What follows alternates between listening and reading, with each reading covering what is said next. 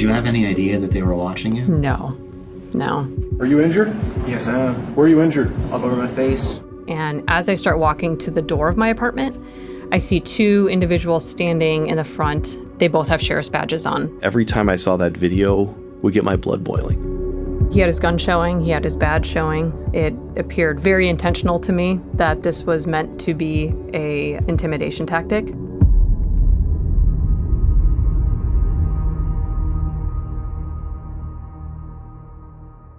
When Lee Baca took over the LA County Sheriff's Department in 1998, he promised a new age of law enforcement at the vast, scandal-plagued agency. He set out to improve the massive jail system under his command, which had long been a cauldron of fear and dysfunction. He built a reputation as a progressive reformer. He bragged that on any given day, 8,000 inmates were taking classes in his jailhouse education programs. The purpose of a prison or a jail is to educate the people there.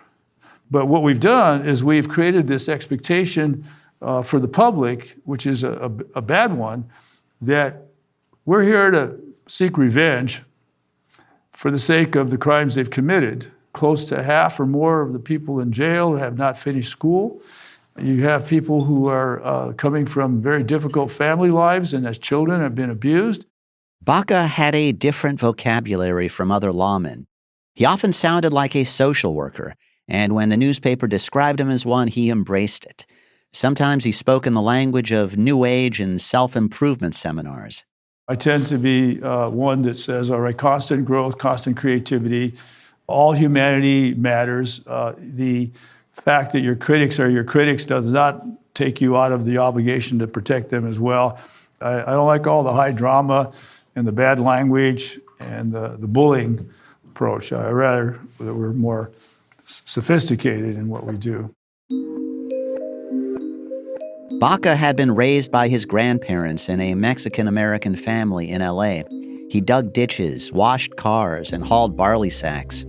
He joined the sheriff's department at age 23 in 1965, got a PhD from USC, and worked his way through the ranks to become one of the highest-ranking Latino law officers in the state.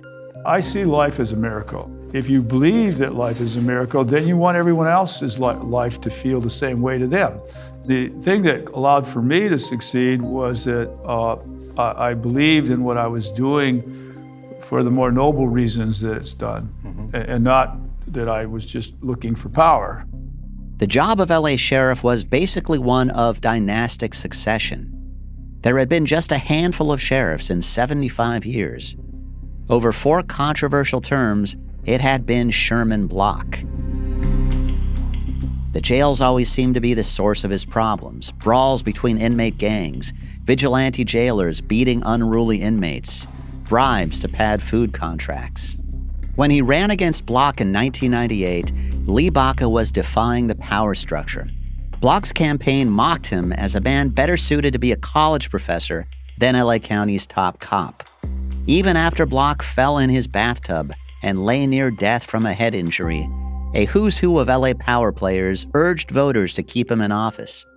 But Block died just before Election Day, and Baca won handily. And when I go into the jails, I don't walk through the jails and look at the inmates through the bars. I always say, hey, how are you? How are you holding up? Are you staying strong? Oh, yes, sir, I'm staying strong. I said, well, you got to stay strong. We're trying to get to the place where you can treat people with respect. By the summer of 2011, Baca was 70 years old and had run the department for 13 years. It was the country's largest sheriff's department with a $2.4 billion budget. His deputies policed 42 of LA's 88 cities. Voters had re-elected him 3 times, and he had weathered many scandals, including use of force probes at the jail by the ACLU. Publicly, Baca responded by saying all the right things. The ACLU has their job to do. It's to keep us on our toes, to keep me well aware that I'm not an island, and that just because I'm elected doesn't mean that I can do whatever I want. But now, the man who preached reform and accountability was facing an unprecedented test.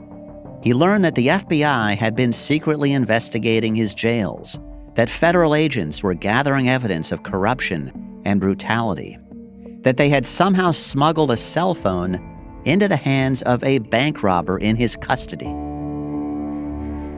Sheriff Lee Baca was furious, and he had a choice. He could cooperate fully with the federal investigation. Instead, he decided to go to war.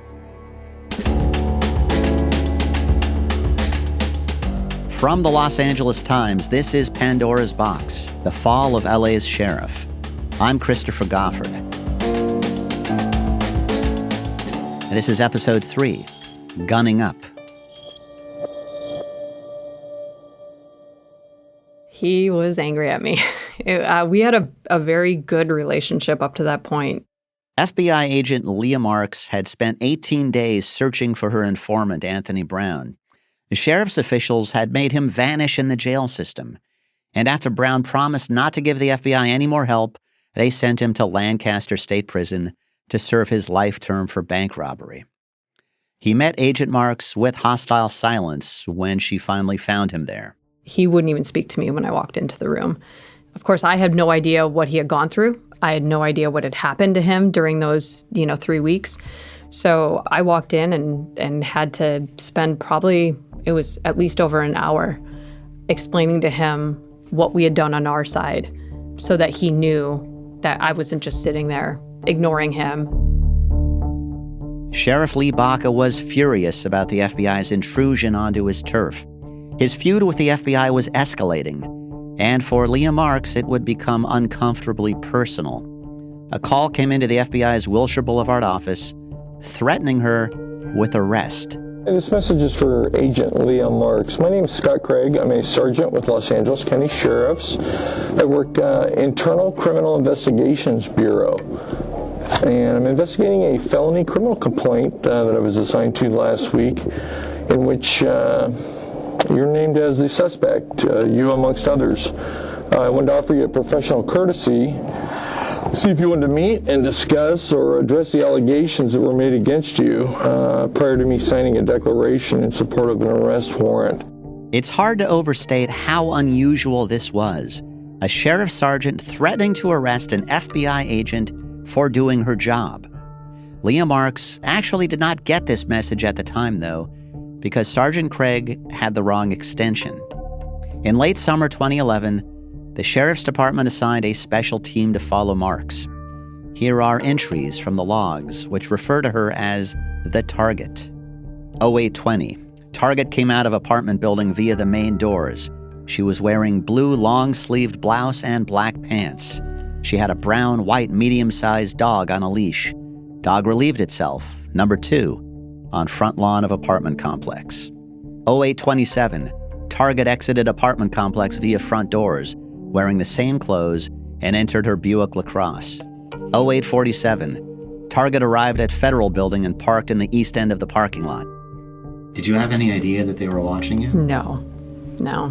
Everyone in the office jokes with me that I have the worst counter surveillance because they were following me for multiple days and I never knew.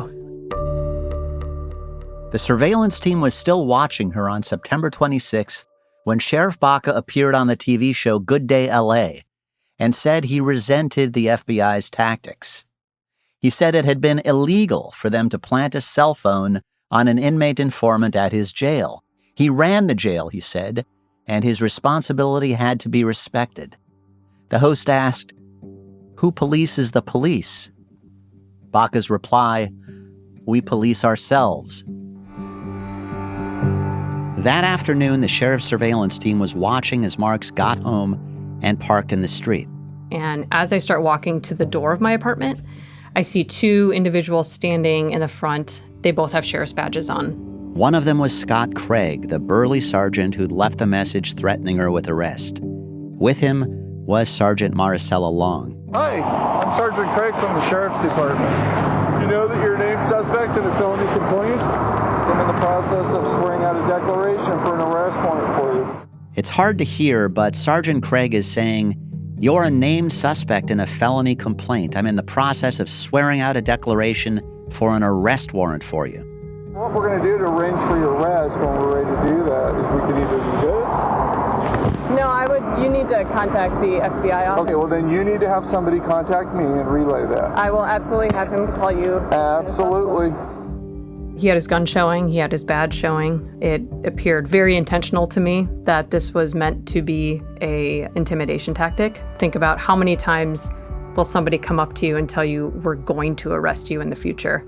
It's just not something that's done. At this point, I had spent, a year and a half almost investigating this department. And the first thought I had is, if they were willing to come to my house and do this, what else are they capable of? I lived by myself. I had no family in the area. I really didn't know how far they were going to take it.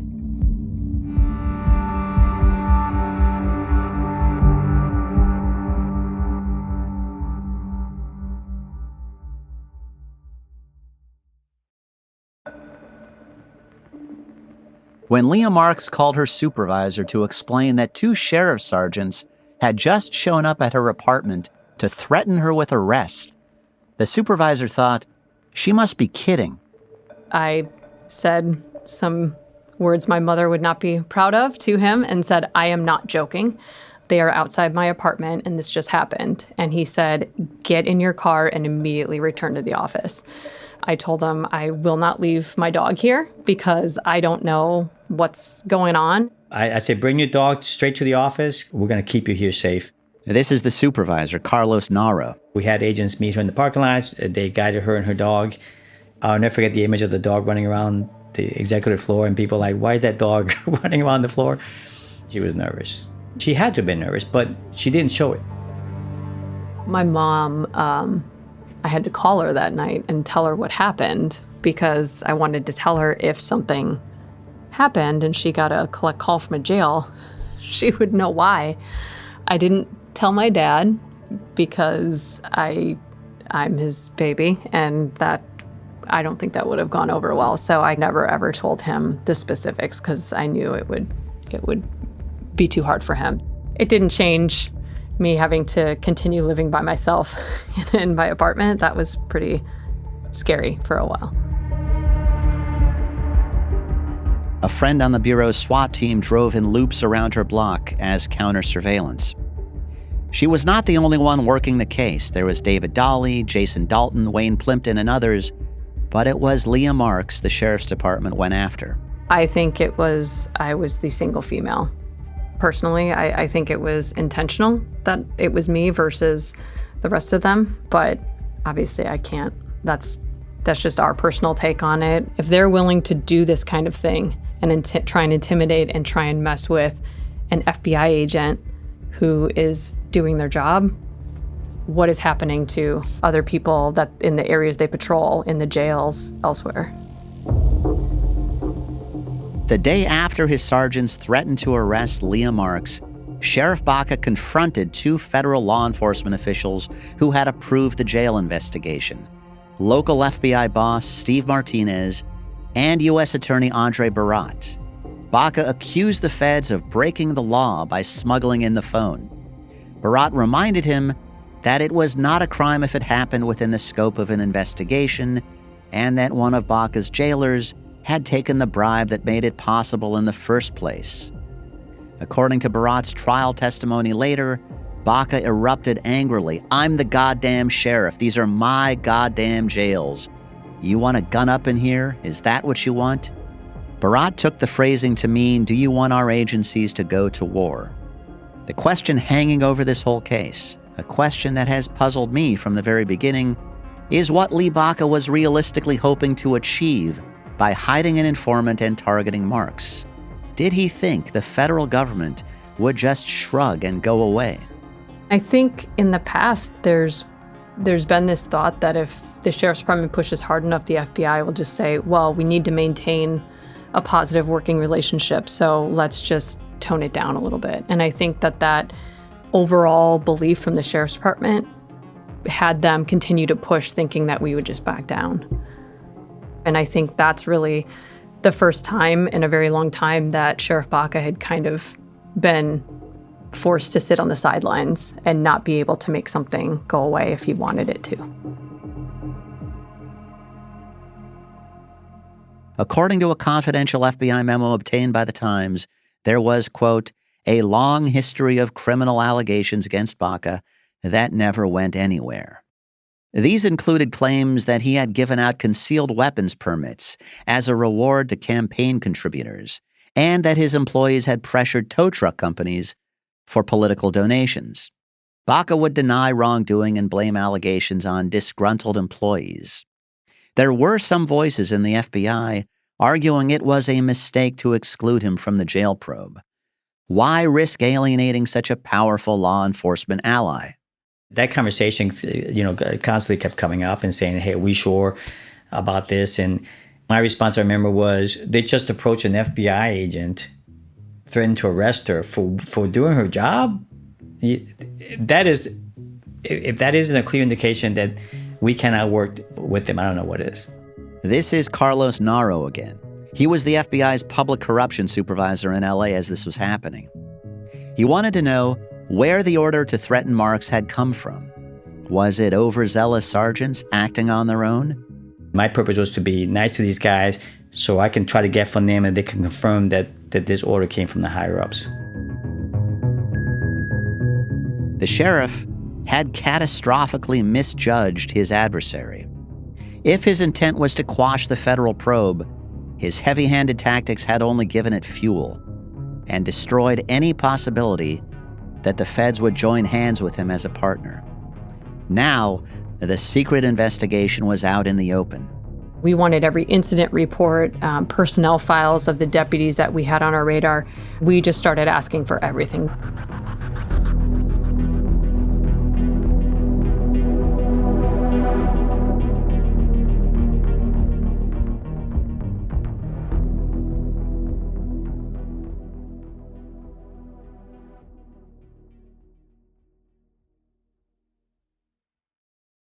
This is Lieutenant Yock, Men's Central Jail. It is Saturday, February 26, 2011. It's 13:35 hours. Right now I'm out here visiting front. Present with me is Sergeant Eric Gonzalez. 451-413. And doing the taping is Deputy Irvin. Also present is Lieutenant Lamone. What's your first name, partner? Gabriel. Gabriel. What's your last name? Carrillo. The LA Sheriff's Department's attempt to intimidate the FBI did not stop the federal probe into jail corruption and brutality. One of the troubling incidents that came to their attention was the beating of Gabriel Carrillo. Hey, partner, have you had anything to drink today? No, I haven't. You haven't used any drugs? Nope. Are you a gangster? No, I'm not. You are not? Nope. And you didn't come here upset because your brother was in a force incident with East LA deputies and you want a ticket out of these deputies as well? No, sir. In a videotape of the interview you're hearing, Gabriel Carrillo is sitting on a bench with his hands cuffed behind his back as sheriff's deputies question him about a confrontation he's just had with their colleagues. His shirt is ripped and spattered with blood. His face is battered. His eyes are swollen. His nose is broken. Okay, so what happened today? I have no idea, sir. You have no idea? No. So you don't know how all this blood and all these cuts got on your face? Not really. Gabriel, this is Lieutenant Yock. Are you injured? Yes, I am. Where are you injured? All over my face. Where else are you injured? Your right side? My wrist. Your wrist? Which wrist? Both wrists. And which in your right side of your body you're Right injured? thigh, left thigh. What are you injured from? Hits. From who? I don't know, I can't see. Carrillo was not an inmate at the downtown LA jail. He was there to visit his brother, who had been arrested 2 days earlier by anti-gang deputies. Where else are you in pain? Face. Okay. Have you gotten medical treatment yet? Yeah, I guess. Paramedics treated you? If you call that treatment, yes, sir. Okay, well, we're going to get you some more treatment when we're done here, but I wanted to make sure that you're aware that the paramedics were here. Yes. Where else are you injured? That's it, I could think of them. Your face, you said both wrists, your right side, and your thigh? Both thighs, yeah. And you got hits, but you don't know who from who? Nope. Lieutenant Lamone, anything you want to add? What'd you get hit with, Gabriel? I couldn't tell you, ma'am. I was face down. Like punches? You think someone punched you? You've been hit before, right? Not like this. But you've been punched before, so you could tell me if you got punched. I guess. Okay. Eric, anything else? No. Hey, partner, who are we here to visit today? My brother. And what's he in here for? I don't know. Something bogus. Jailers found that Gabriel Carrillo had a cell phone which was against the rules for jail visitors, and a confrontation had ensued. The story was that while they were processing Gabriel for this cell phone, they had one handcuff off his wrist to fingerprint him, and he started wildly swinging the hand that had the handcuff attached and was going to harm the deputies, so they had to tackle him, punch him and kick him and spray him with OC spray so that he would stop fighting. A supervisor claimed that Carrillo had injured deputies and spit on one of them. He was charged with battery. Leah Marx and her partners found a room and reenacted the incident in the way the jailers had described it, and found it physically impossible. At this point, I really believed that a lot of what the inmates were telling me was happening. But I think for the U.S. Attorney's Office, it was a turning point because this was something that was a little bit different than an inmate. You know, Gabriel Curo did not have this lengthy criminal history. He wasn't a felon. He didn't fit that same type of quote unquote victim with baggage that some of these other folks did. Prosecutor Brandon Fox joined the case in the summer of 2012. He watched a video of sheriff sergeants confronting Marx outside her apartment and found it appalling. She's a single female living in Los Angeles, a young woman living in Los Angeles, and they wait for her. That, to me, every time I saw that video, would get my blood boiling because they had nothing on her. And another one that really got to me was same guy, Sergeant Craig. I mean, this is a crazy fact. He goes to a judge to get a search warrant of the FBI.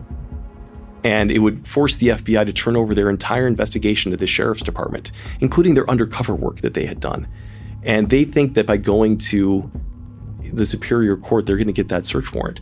And the judge, who testified a number of times in the trials, laughed them out of the room. Then there was the message Sergeant Craig left on an FBI voicemail, and the remark Sergeant Maricela Long made when she did not realize she was being recorded. Then Maricela Long, joking then to Scott Craig, says they're scared. They're scared. And what Scott Craig says is, you're still rolling. She accidentally recorded that part of it. The whole goal with this whole thing was to scare the FBI, back them off of their investigation. And to have any entity think that they can do that with the FBI is so egregious. And again, thinking back to if you're treating the FBI this way, how are you treating anyone else? I just can't get over that. Was it possible to expand the case beyond civil rights violations to an obstruction of justice case? How far up did it go? How did it happen that Anthony Brown vanished inside the jail system? How deeply involved was the sheriff himself? We were in the dark somewhat about whether there was an overriding conspiracy to obstruct justice. What was really happening? Nobody was really sure. And then we caught a couple of breaks with some people who came in and talked.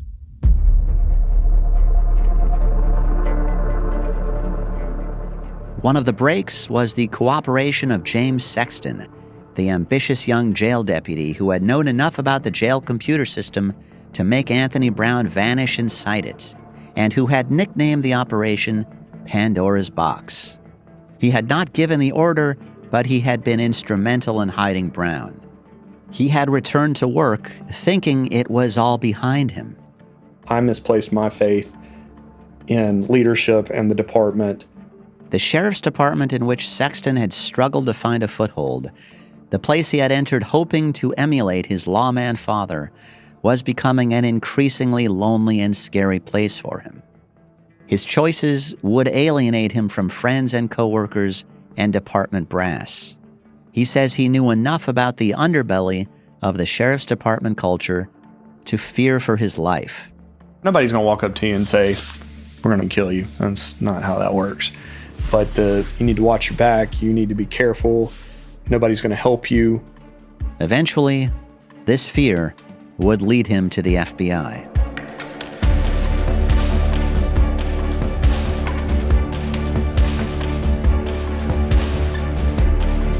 On the next episode of Pandora's Box, The Fall of LA's Sheriff, Everybody loves the treason, but they hate the traitor.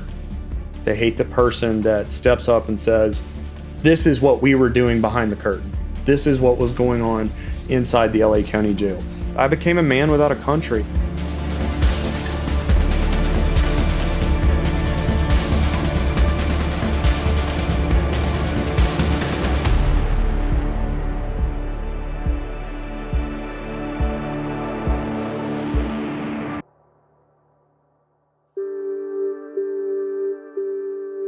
Pandora's Box, The Fall of LA's Sheriff, was written and reported by me, your host, Christopher Goffard, for the Los Angeles Times. Mix and sound design by Emily Jankowski. Our editor is Steve Clow. Thanks to Fernando Guerra for the use of his interview with Lee Baca. Thanks to LA Times executive editor Terry Tang, president and COO Chris Argenteri, and LA Times Studios president Anna Migzanian. Special thanks to LA Times colleagues past and present who have reported on the Sheriff's Department and its scandals, including Robert Federecci, Jack Leonard, Joel Rubin, Cindy Chang, Ben Poston, Eileen Chekmedian, Connor Sheets, and Carrie Blakinger.